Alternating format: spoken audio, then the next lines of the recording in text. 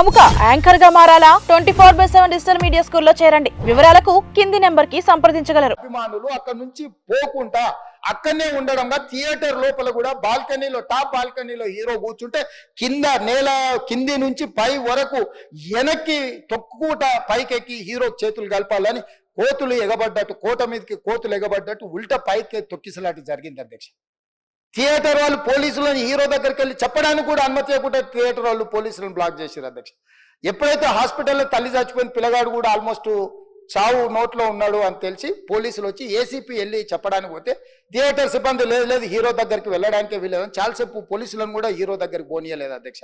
వాళ్ళ ప్రైవేట్ వీళ్ళు చివరికి ఏసీపీ కోపం వచ్చేసి మిమ్మల్ని అందరిని తీసి లోపల వేయాల్సి వస్తుందని చెప్పిపోయి హీరోకు ఏసీపీ క్లియర్గా ఇద్దరు చనిపోయినరు, మీరు ఇక్కడ కూర్చుంటే థియేటర్లోనగా థియేటర్ బయట ఉన్న వేలాది మంది ఈ సినీ అభిమానులను మేము కంట్రోల్ చేయలేకపోతున్నాం, ల్యాండ్ ఆర్డరు శాంతి భద్రతలు చేయి దాటిపోయినాయి, మేము లాఠీ చార్జ్ చేయాల్సిన పరిస్థితి ఉంది, మీరు దయచేసి వెళ్ళిపోండి, వచ్చిండ్రు చూసిండ్రు కదా వెళ్ళిపోండి అంటే లేదు నేను సినిమా అయిపోయే వరకు ఇట్లే కూర్చుంటానని పోలీసులతో చెప్పిండని సిటీ కమిషనర్ నాకు చెప్పడం జరిగింది అధ్యక్ష. అదేవిధంగా ఇంకా కంట్రోల్ కాకపోవడంతో అప్పుడు డీసీపీ పై అధికారి రంగంలో దిగి వాళ్ళ అందరినీ లోపల వాళ్ళ ఎంబడున్న అడ్డుకుంటున్న వాళ్ళను పోలీసులతో జరిపించి చక్కగా డీసీపీ పోయి హీరో గారికి బయట చనిపోయినరు, పరిస్థితి చాలా గందరగోళంగా ఉన్నది, మీరు ఇక్కడ నుంచి కదలాల్సిందే లేకపోతే మిమ్మల్ని పోలీస్ స్టేషన్కు తీసుకెళ్లాల్సిన పరిస్థితి వస్తుంది, మీరు ఇక్కడ నుంచి కదలాల్సిందే అని బలవంతంగా అతన్ని సినిమా మధ్యలో 12 గంటల సమయంలో రాత్రి 12 గంటల సమయం అట్టిగా ఆ సమయంలో అతను తీసుకొచ్చి బండెక్కిస్తే మళ్ళీ అతను రూఫ్ టాప్ ఓపెన్ చేసి మళ్ళీ చేతులు ఊపుకుంటూ రోడ్ షో చేసుకుంటూ అంటే తల్లి చనిపోయి పిల్లగాడు చావు బతుకుల మధ్యలో ఉన్నాడు మీరు వెళ్ళండి అని వెనక్కి పంపిస్తే కూడా మళ్ళీ కారులో రూఫ్ టాప్ ఓపెన్ చేసి చేతులు ఊపుకుంటా అభిమానులను సంతోష పెట్టుకుంటా రోడ్ షో చేసుకుంటా అతను వెళ్ళిపోయింది అధ్యక్ష. పోలీసులు కేసు చేసిరు, కేసు మీద థియేటర్కి సంబంధించిన కొంతమందిని అరెస్టు చేసిరు, అరెస్టు చేసి 10-11 రోజుల తర్వాత పోలీసు హీరో గారింటికి వెళ్ళిండ్రు, మీరు కూడా కేసులో A11 మీ మీద కేసు ఉందని చెప్పడానికి పోలీసులతో దురుసుగా ప్రవర్తించిండు, మీరు ఆ వీడియోలన్నీ కూడా చూసిండ్రు. ఆ పరిస్థితిలో చట్టాన్ని అమలు చేసే పోలీసులు ఆల్రెడీ ప్రాణాలు పోయినాయి, ఒక నిరుపేద తల్లి చనిపోయింది, కొడుకు చావు బతుకుల మధ్యలో ఉన్నాడు, ఆ రోజు కోర్టుల కేసులు కూడా వస్తున్నాయి, కోర్టుకు కూడా మీరు విచారణలు ఏం చేసిండ్రని కోర్టుకు కూడా పోలీసులు జవాబు చెప్పాల్సిన పరిస్థితి ఉండే అధ్యక్ష. దాంతో మాట్లాడితే వాళ్ళు చాలా బాధ్యతారహితంగా సమాధానాలు ఇచ్చారని మా పోలీస్ సిబ్బంది చెప్తున్నారు, దాంతోనే అతన్ని పోలీస్ స్టేషన్ తీసుకెళ్లారు అధ్యక్ష.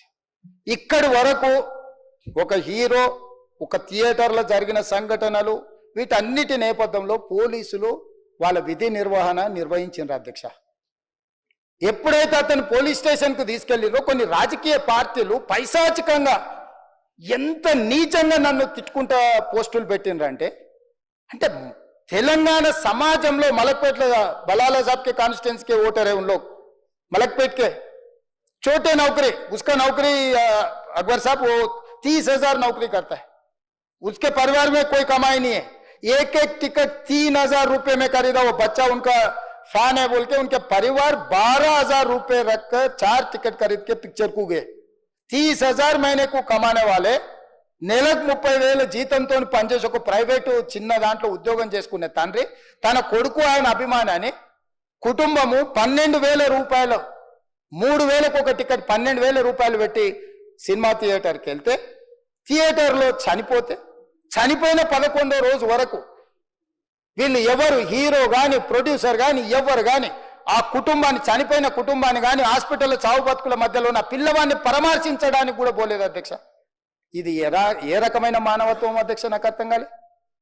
ఇలాంటి మానవత్వం లేకుండా వ్యవహరించిన వాళ్ళను పోలీసులు విధి నిర్వహణలో భాగంగా పోలీస్ స్టేషన్కు తీసుకెళ్తే ఒక ఆయన ట్విట్టర్లో పెడతాడు అడ్డగోలుగా 10 ఏళ్ళు మంత్రి చేసి ఉద్యమాలు చేసినామని చెప్పుకునేటోళ్ళు, ఉద్యమాల సమయంలో సినిమా షూటింగ్లో జరగొద్దని దాడులు చేసిన వ్యక్తులు ఇవాళ అతను భగవత్ స్వరూపుడు, అసలు అతన్ని పోలీసులు ముట్టుకుంటారా? అసలు ఈ రాష్ట్రం ఏమైపోతుంది? ఈ రాష్ట్రం ఉంటుందా? ఈ రకంగా రాజకీయ పార్టీలు అధ్యక్ష రాజకీయ పార్టీలు ప్రజాప్రతినిధులుగా చనిపోయిన ప్రాణాల విలువ లేకుండా చావుకు కారణమైన ప్రత్యక్షంగా పరోక్షంగా అయిన వాళ్ళని పోలీస్ స్టేషన్కు విచారించడానికి పిలిస్తే కూడా అది కూడా తప్పుపట్టి ప్రభుత్వాన్ని బద్నాం చేయాలి, ముఖ్యమంత్రిని తిట్టాలని ఎంత నీచమైన భాష వాడినరు అధ్యక్ష. యూట్యూబ్లలో మీరు చూడండి.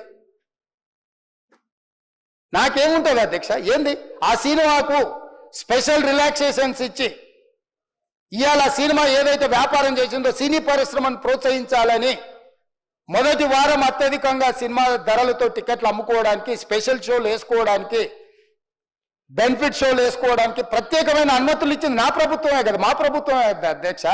సినీ పరిశ్రమను ప్రోత్సహించాలనే మా విధానం. ప్రోత్సహించే క్రమంలో తెలంగాణ ప్రజల ప్రాణాలను తీసుకోమనే, ప్రాణాలు తీసుకుంటే కూడా వాళ్ళని ఏమనొద్దానంటే మీరు లా చేయండి అధ్యక్ష. మరి స్టేట్కు లా అథారిటీ ఉందో లేదో నాకు తెలియదు, కానీ star, film star, super stars or political stars is having some special privilege.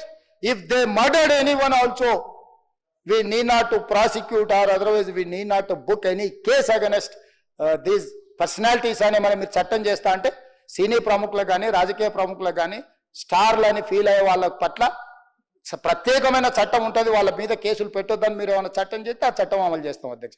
ఈ రోజున్న డాక్టర్ బాబాసాహెబ్ అంబేద్కర్ ఇచ్చిన చట్టం ప్రకారము దీనికి కారణమైన వాళ్ళను, ప్రత్యక్షంగా పరోక్షంగా కారణమైన వాళ్ళందరి మీద కేసులు కట్టి పోలీసులు విచారణ చేయాల్సిందే, బాధితులను శిక్షించాల్సిందే అధ్యక్ష.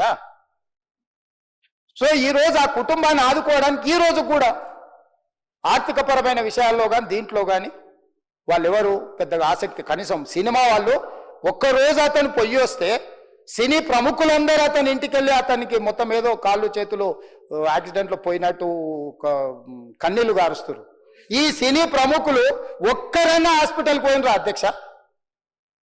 నేను సూటిగా తమ ద్వారా సినీ ప్రముఖులను నేను అడుగుతున్నా అధ్యక్ష.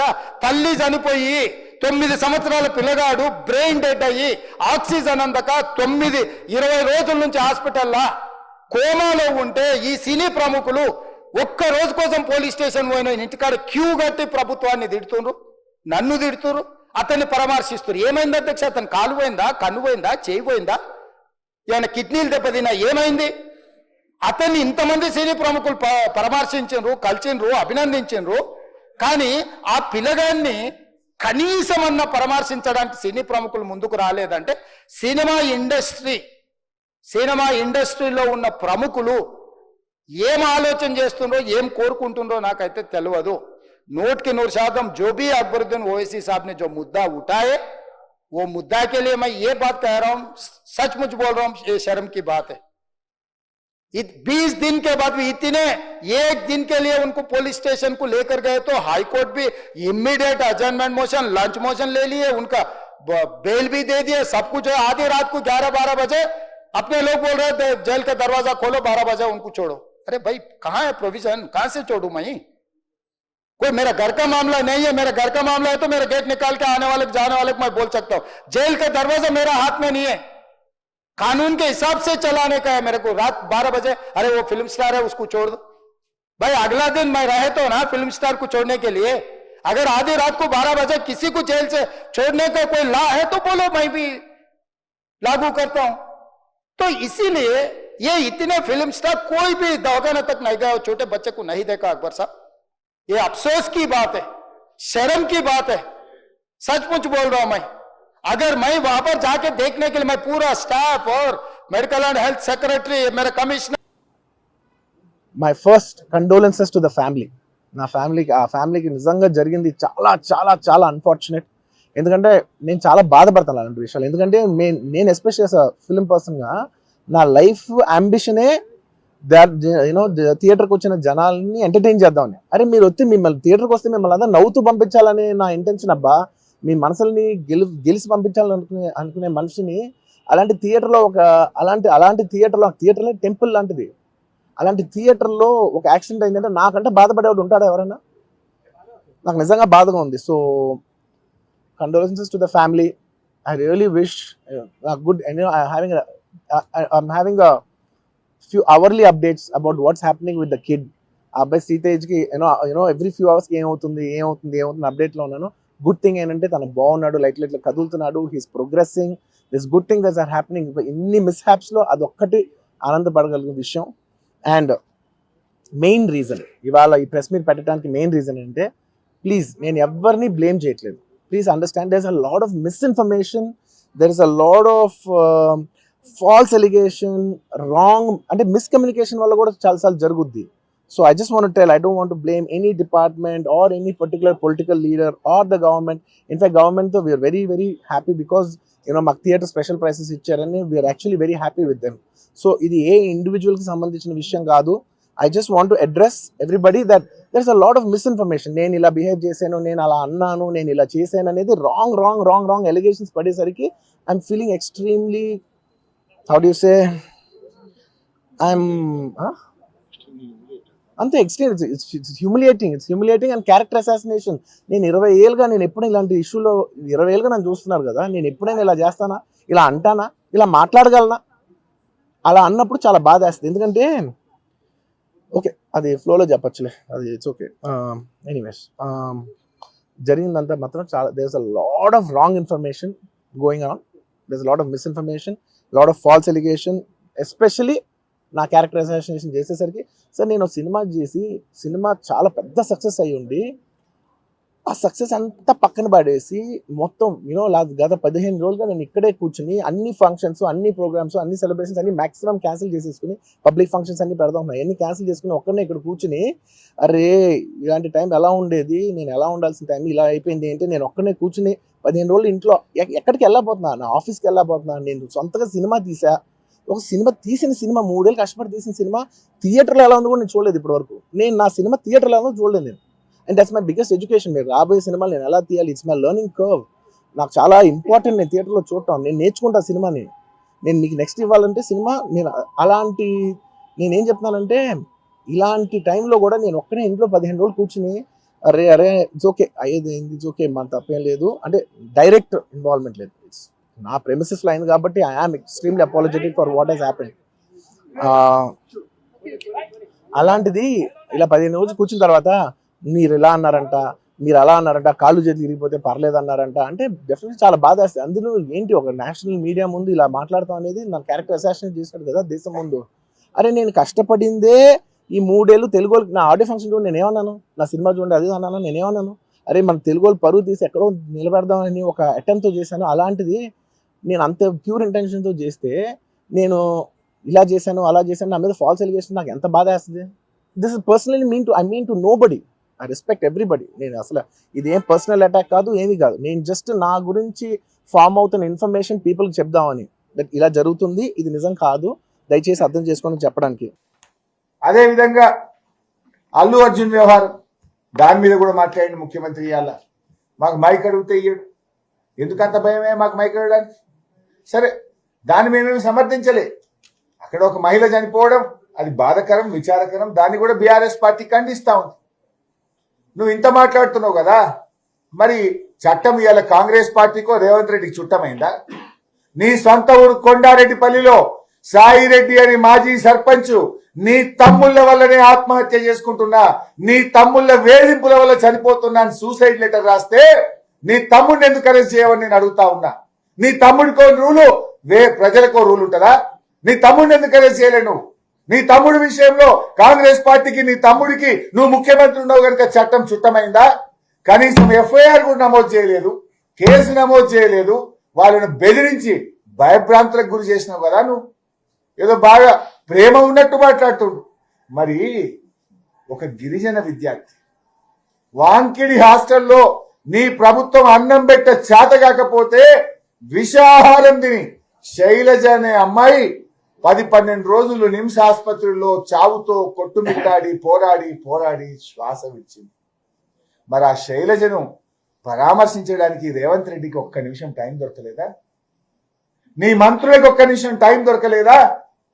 చివరికి అమ్మాయి చనిపోతే అంత్యక్రియలకు కూడా వెళ్లకుండా మా ఎమ్మెల్యే గారు కోవా లక్ష్మి గారిని అర్ధరాత్రి 12 గంటలకు అరెస్ట్ చేసినావు కదా రేవంత్ రెడ్డి. ఇదా నీ ప్రజాపాలన? పెద్ద నీకేదో ప్రేమ ఉన్నట్టు మాట్లాడుతున్నావు. సరే, దురదృష్టకరం. ఆ సంఘటన ఎవరు చనిపోవాలని కోరుకోము, కానీ ప్రేమ అందరి మీద ఉండాలి కదా. నీకు అవసరమైతే ప్రేమ, లేకపోతే విషమా? శైలజని ఎందుకు నువ్వు పరామర్శించలే? శైలజ కుటుంబాన్ని నువ్వు ఎందుకు ఆదుకోలేదు? శైలజ అంత్యక్రియలకు మా ఎమ్మెల్యే గారిని పోనీయకుండా ఎందుకు అరెస్ట్ చేసినావు అని నేను అడుగుతా ఉన్నా. ఆల్ ఇండియాలో ఈ కలెక్షన్స్ బ్రేక్ చేసిన సినిమాలో తన కష్టం, ఆ సినిమాకి అంత కలెక్షన్స్ రావడం, ఇవన్నీ చేసిన ఒక సినిమాకి అతను వెళ్ళి మొదటి షోలో తను కూర్చొని జనం దీన్ని ఎంత అప్రిషియేట్ చేస్తున్నారు, తనని ఎలా రిసీవ్ చేసుకున్నారు అని చూసుకునే అదృష్టం లేకపోయింది. Because of an unfortunate incident he had to come back.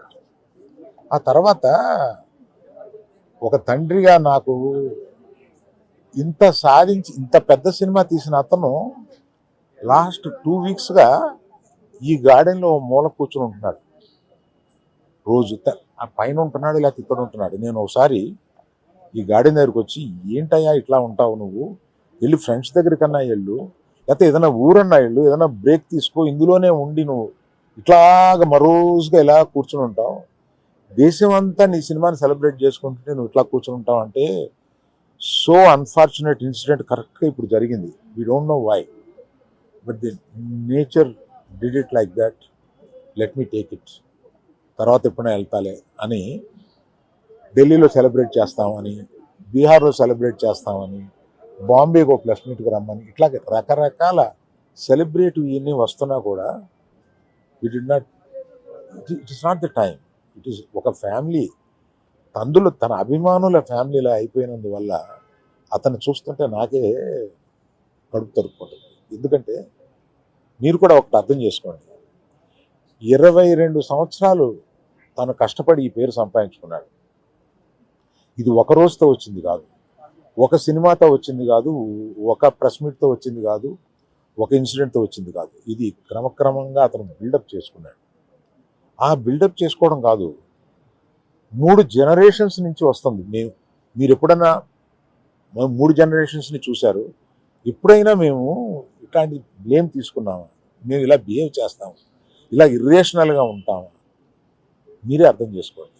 ఎందుకంటే మేము ఎటువంటి మనుషులు అనేది పబ్లిక్కి మీకు తెలుసు, మీరు చూస్తున్నారు, మమ్మల్ని అందరినీ చూస్తున్నారు. మీ కళ్ళ నుంచి ఎవరూ తప్పించుకోలేము. అటువంటిది ఇటువంటి ఒక ఫాల్స్ ఇన్ఫర్మేషన్ తోటి ఒకరు మాట్లాడుతుంటే అది బాధేసింది వాళ్ళు చూస్తే. కనుక ఈ క్లారిఫికేషన్ ఇవ్వాలని అతను అన్నప్పుడు తప్పనిసరిగా ఈ క్లారిఫికేషన్లో లీగల్ అబ్జెక్షన్స్ ఏమైనా ఉన్నాయని కనుక్కొని లేవు అని తెలిసిన తర్వాత ఈ క్లారిఫికేషన్ ఇచ్చారు. నేను షూటింగ్ నుంచి ఊరు నుంచి రాగానే వెంటనే హాస్పిటల్కి వెళ్ళాను. అల్లు అర్జున్ ఈ ఇన్సిడెంట్లో, అన్ఫార్చునేట్ ఇన్సిడెంట్లో, ఈ యాక్సిడెంట్లో ఎఫెక్ట్ అయిన ఫ్యామిలీని చూడటానికి, ఫాదర్ని, ఆ బాబు సిస్టర్ని పలకరించాలని అనిపించింది, చూడాలనిపించింది. హ్యుమానిటేరియన్ గ్రౌండ్స్ మీద వెళ్ళాను. పాజిటివ్గా ఉంది, he might recover, there's a very good chances, let's hope for the best అని, with all the people's blessing and gods and goddesses అని చెప్పేసి భరోసా ఇచ్చి వచ్చాను. I wanted to go and అందరికంటే ఎక్కువ ఎఫెక్ట్ అయింది ఆ ఫ్యామిలీ కాబట్టి ఆ ఫ్యామిలీకి సపోర్ట్ ఇద్దాం అనే మై ఎక్స్టెంట్ సపోర్ట్. పబ్లిసిటీ చేయలేదు కాబట్టి, ఎవరికి తెలియలేదు కాబట్టి ఈ మాట వచ్చింది. అది I just clarified it. Thank you very much once again. నమస్తే. నేను షూటింగ్ నుంచి ఊరు నుంచి రాగానే వెంటనే హాస్పిటల్కి వెళ్ళాను. అల్లు అర్జున్ ఈ ఇన్సిడెంట్లో, అన్ఫార్చునేట్ ఇన్సిడెంట్లో, ఈ యాక్సిడెంట్లో ఎఫెక్ట్ అయిన ఫ్యామిలీని చూడటానికి, ఫాదర్ని, ఆ బాబు సిస్టర్ని పలకరించాలని అనిపించింది, చూడాలనిపించింది. హ్యుమానిటేరియన్ గ్రౌండ్స్ మీద వెళ్ళాను. పాజిటివ్గా ఉంది, he might recover, there's a very good chances, let's hope for the best అని, with all the people's blessing and gods and goddesses అని చెప్పేసి భరోసా ఇచ్చి వచ్చాను. I wanted to go and అందరికంటే ఎక్కువ ఎఫెక్ట్ అయింది ఆ ఫ్యామిలీ కాబట్టి ఆ ఫ్యామిలీకి సపోర్ట్ ఇద్దాం అనే మై ఎక్స్టెంట్ సపోర్ట్. పబ్లిసిటీ చేయలేదు కాబట్టి, ఎవరికి తెలియలేదు కాబట్టి ఈ మాట వచ్చింది. అది I just clarified it. Pushpa cinema release రోజున సంధ్యా థియేటర్ దగ్గర మరణించింది.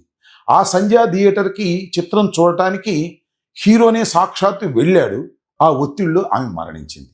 ఇది జరిగినటువంటి సత్యం. దీనికి కారణం ఎవ్వరు? దీనికి కారణం డైరెక్ట్గా ఆ సినిమా హీరోనే. ఆ సినిమా హీరో వెళ్ళడం వల్లే ఆమె హత్య గావించబడింది అనేటువంటి మాటలు మాట్లాడుతున్నారు. చివరికి అల్లు అర్జునే మర్డర్ చేశాడనే స్థాయికి సాక్షాత్తు ముఖ్యమంత్రి గారే శాసనసభలో మాట్లాడినటువంటి వైనాన్ని చూసినప్పుడు నాకు కించిత్ బాధ కలిగింది. నేను ఈ సందర్భంగా చాలా స్పష్టంగా చెప్పదలుచుకున్నాను.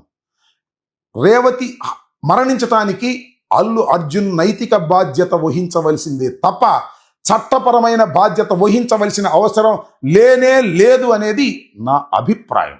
ఇవాళ దీనికి చట్టపరమైన బాధ్యత వహించవలసింది తెలంగాణ ప్రభుత్వం, తెలంగాణ పోలీసులు నిస్సందేహంగా. ఎందుకంటే అల్లు అర్జున్ కొత్తగా ఆ థియేటర్కి వెళ్ళడం లేదు. తన సినిమా ఎప్పుడు రిలీజ్ అయినా తాను వెళ్ళి చూసేటటువంటి ఒక సాంప్రదాయం ఉంది కుటుంబ సమేతంగా. అదే క్రమంలో వెళ్ళాడు, పర్మిషన్ పెట్టాడు, పర్మిషన్ ఇచ్చారని అనుకున్నారు, ఇచ్చినట్టుగా కూడా కోర్టులో చెప్పారు. కానీ మన శాసనసభలో రేవంత్ రెడ్డి గారు పర్మిషన్ ఇవ్వలేదని చెప్పారు. ఇవ్వకపోతే నేను అడుగుతా ఉన్నా, ఇక్కడ ఒక భారత పౌరుడిగా అడుగుతా ఉన్నా, పర్మిషన్ ఇవ్వకపోతే అల్లు అర్జున్ ఇంటిలో నుంచి బయటకు వచ్చేటప్పుడే ఎందుకు పోలీసులు నివారించలేకపోయారు? ఎందుకు థియేటర్ దగ్గరికి వచ్చిన తర్వాత తలుపులు తెరిచి లోపలికి ఎందుకు ఎలవ చేశారు? దీనికి సమాధానం పోలీసు వారు ఇప్పుడు చెప్పాలి కదా, అప్పుడు కాదు, ఇప్పుడు చెప్పాలి. కోర్టులో కూడా చాలా స్పష్టంగా పర్మిషన్ ఉంది కాబట్టే నేను వెళ్ళానని కాగితాన్ని కూడా చూపించారు. పర్మిషన్ ఇవ్వకపోతే నోటీసుని మీరు ఇవ్వాలి కదా, మేము పర్మిషన్ ఇవ్వలేదు, మీరు ఆ థియేటర్కి వెళ్ళడానికి వీలు లేదు అని పోలీసు వారు ఆ థియేటర్ యజమానులకు కానీ హీరోకి కానీ ఇవ్వాలి. హీరోని వెళ్ళకోకుండా నియంత్రించాలి. నియంత్రించడంలో విఫలమైనటువంటి పోలీసు వారు ఇవాళ చాలా మాటలు చెప్తున్నారు. రేవంత్ రెడ్డి గారు శాసనసభలో మాట్లాడిన తర్వాత నాకు ఆశ్చర్యం వేసింది ఏంటంటే, అల్లు అర్జున్ 302లో ముద్దాయి అనే పద్ధతుల్లో మాట్లాడుతున్నారు, మర్డర్ చేశాడనే పద్ధతుల్లో మాట్లాడుతున్నారు. ఎలా మర్డర్ అవుతుంది అది? There is no negligence in the part of hero, there is no intention in the part of hero. అలాంటి ఇంటెన్షన్ లేని, అదేవిధంగా నెగ్లిజెన్స్ లేనటువంటి అల్లు అర్జున్ని ఒంటరి వాడిని చేసి వేధించాలనేటువంటి ప్రయత్నం ఇవాళ తెలంగాణ ప్రభుత్వం, రేవంత్ రెడ్డి గారు, కాంగ్రెస్ పార్టీ, ఒక సెక్షన్ ఆఫ్ మీడియా, విశ్లేషకులు అని చెప్పబడుతున్న కొందరు ఒక్కసారిగా మీదపడి మనశ్శాంతి లేకోకుండా అల్లు అర్జున్ని చేయటం నాకు చాలా బాధ కలిగిందని మనవి చేస్తున్నా. Hi friends, thank you for watching this video. ఈ వీడియో గనుక మీకు నచ్చినట్లయితే దయచేసి లైక్ చేయండి, షేర్ చేయండి. ముఖ్యంగా మా ఛానల్ 24/7 న్యూస్ టీవీని సబ్స్క్రైబ్ చేసుకోండి. ఆ తర్వాత మీ విలువైన అభిప్రాయాల్ని, మార్పులు, చేర్పులు, కావాల్సిన వీడియో ఏమన్నా ఉంటే మన వీడియో కింద కామెంట్ సెక్షన్లో కామెంట్ రూపంలో తెలియజేయండి. నమస్కారం, సాయిదంచిక మాట్లాడుతున్నాను. ప్లీజ్ సబ్స్క్రైబ్, షేర్, లైక్ చేయండి 24/7 టీవీ ఛానల్. హాయ్ నమస్తే, నేను మీ Sonia Akula. Please subscribe to 24/7 news TV. Hi అండి, అందరికీ నమస్తే. నేను Mankota Prasad. Please do subscribe 24/7 news TV. Political, entertainment and infotainment updates కోసం like, share, subscribe 24/7 news TV.